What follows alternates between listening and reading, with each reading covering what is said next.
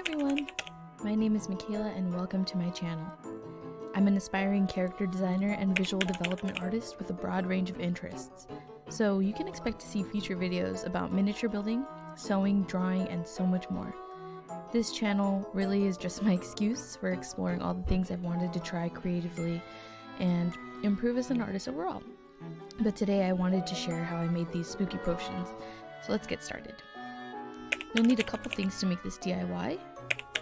Rubbing alcohol, glass jars with a cork or lid, disposable containers that'll hold your potion liquid, mica powders, and food coloring, or in my case, alcohol dyes. Everything I use in this video will be linked in the description down below, so go ahead and check that out.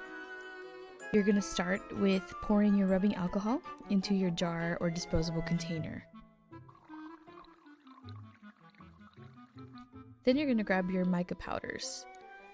I chose to start off with the dark scarlet color for my arsenal. It would definitely help if you had a funnel or even a sheet of cardstock to help you get some of this in your bottle if the neck is really thin like mine. But obviously I love to do things the hard way and didn't think about it. And I do have to be honest, this is the first time I've ever tried making potions, so there was a lot of trial and error. I tried mixing up a little bit of alcohol in a disposable container with a touch of dye and a lighter shade of mica powder because I wanted the potion to look a little bit more pearlescent. And that's why a funnel would have been helpful. Make sure not to spill rubbing alcohol all over your table like I did.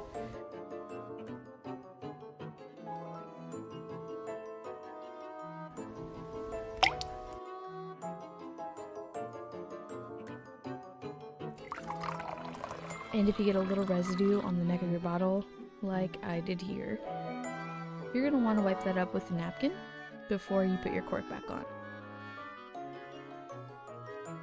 I did lose some footage of me adding the cork, but all I did was I dabbed a little bit of super glue on the edges of the cork and stuck it in the neck of the bottle and let it dry. I went ahead and tried my hand at another bottle of potion. This time I had a label that I printed out for Roses and Lilies potion that I wanted to use for this specific bottle. So I intended the mixture to be a pearly sort of romantic type shade.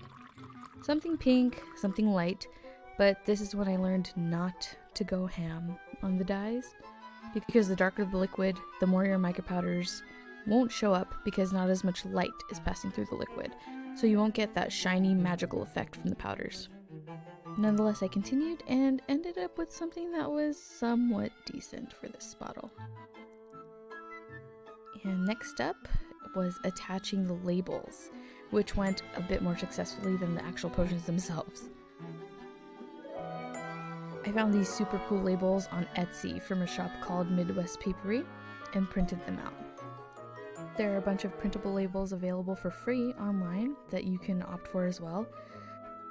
I went ahead and cut these out and then tested to see how they would look on the bottle. I tried to choose a bottle that went with the potion I mixed up, and since this one was very dark, I thought arachnid venom would fit very well. Then I brought out some Mod Podge and some archival ink I had lying around so I could weather and stain the labels a bit to make them look less clean and more lived in.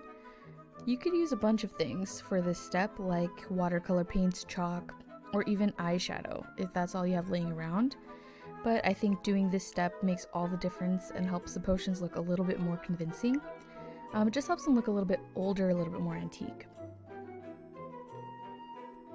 I just used a foam brush to brush on the Mod Podge and stick it on the bottle.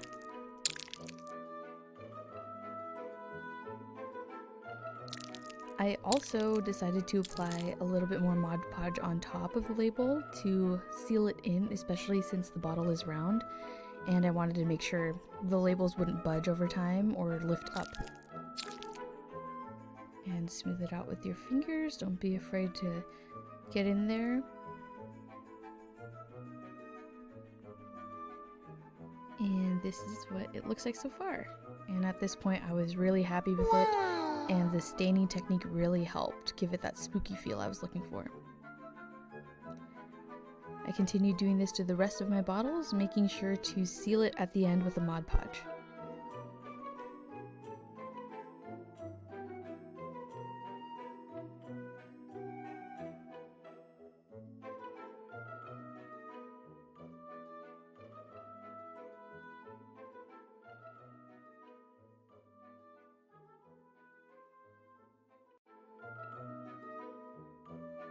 If you'd like, you can take a paper towel and wipe off the excess Mod Podge around the label to keep a cleaner look to your bottle. And here are the potions so far. I made this green one off camera that ended up being my favorite because I didn't overdo it with the alcohol dyes. And I love how they look already, but next I add one final thing to really sell the look of these potion bottles, which is twine wrapped around.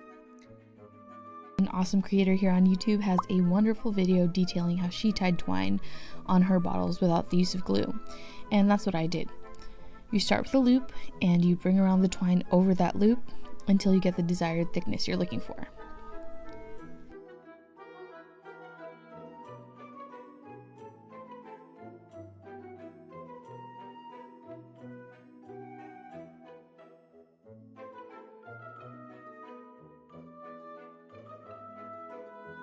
Once you're happy with your twine wrapping, you can give it a snip and pull the string until you're able to pull the loop under and tuck it behind the twine. Then you can cut off the excess length if you prefer. At this point, I was super happy with how this was going, but didn't really like how clean the twine was looking, so I went back and grabbed my archival ink and rubbed it on the twine to add a distressed effect.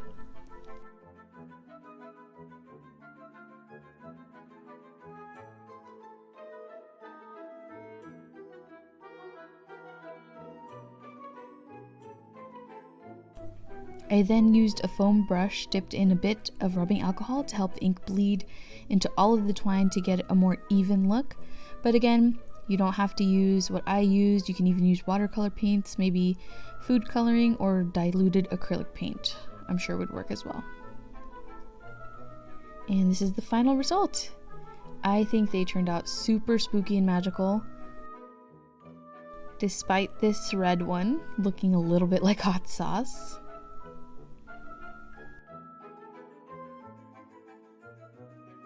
But look at how magical this green one turned out.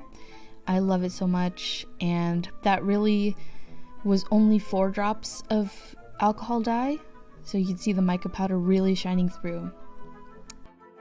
And now I'll show you how I use these potions to style my open pantry. But I want to share a couple of Halloween finds I found. This cute ceramic witch hat was from Home Goods and was only, I believe, $20, and it lights up. That is the best part for me, especially at night. And this witch boots figurine from Marshall's, one of my favorite Halloween finds ever, only $20 as well, and I think it really brought a lot to my display. So I cleaned off my shelf and started placing the potion bottles until I got an arrangement I liked. A lot of styling is putting something down, stepping back, looking at it, fixing it, and doing the same thing over until you find something you're satisfied with. Another way you can witchify your place is by taking jars you already own and adding a label to it, the same way we did on the potion bottles. This jar with a dropper that held some of my herb oils is now a vial of camel spit. This jar of sugar can magically turn into moon dust with a label, a coffee filter I stained with my archival ink, and some twine. I added some books and a skull to act as grimoires or things witches could maybe use to make more potions. A mortar and pestle would really complete this look, so that's definitely on my list to buy. But this is the final result of my open pantry turned to a witch's pantry, I guess. I hope whoever watched this enjoyed my first video ever on YouTube. This was so much fun to make and something I've always wanted to do. Stay tuned for more videos related to all things arts and crafts. please consider liking this video and subscribing. Thank you so much for watching, and I'll see y'all in the next video.